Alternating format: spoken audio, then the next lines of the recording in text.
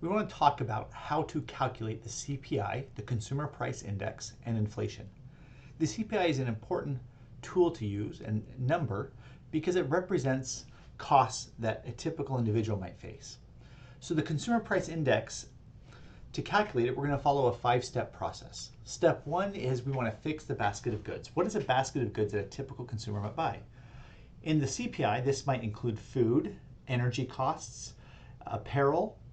It might also include transportation, medical services, rent, and other things that individuals might buy on the regular.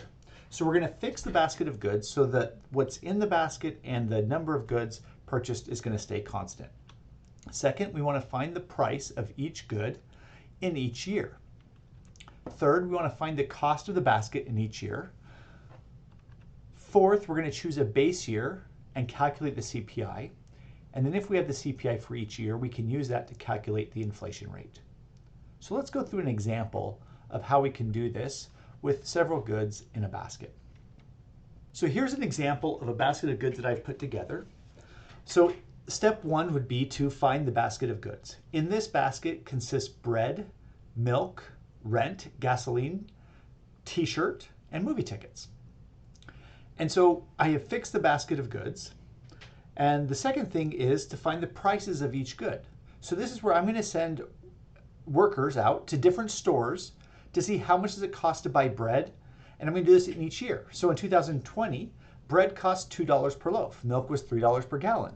The average rent was $800 a month. Gas was $2.50 per month. So on and so forth. And then back to step 1, the fixed basket of goods.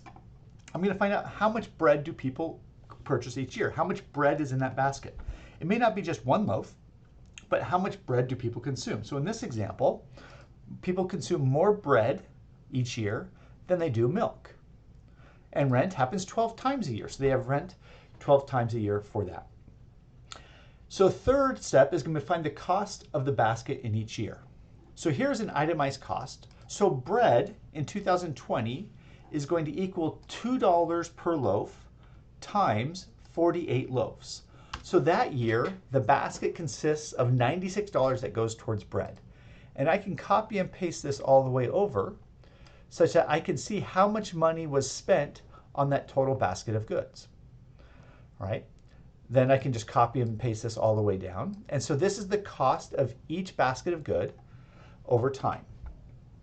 So now if I want to think what the basket of good is in 2020, this is equal to, I'm just going to add up the total costs. And in 2020, that basket of goods cost me $10,564. And I can copy and paste, and I can see how that basket of goods changed in each year. So to calculate the CPI, I'm going to choose a base year. In this case, I'm going to use 2020. And so I'm going to equal 2020 divided by the base year. And I'm going to multiply that by 100. And so the base year should have a CPI of 100. That's the reference point. And then you can copy and paste this down.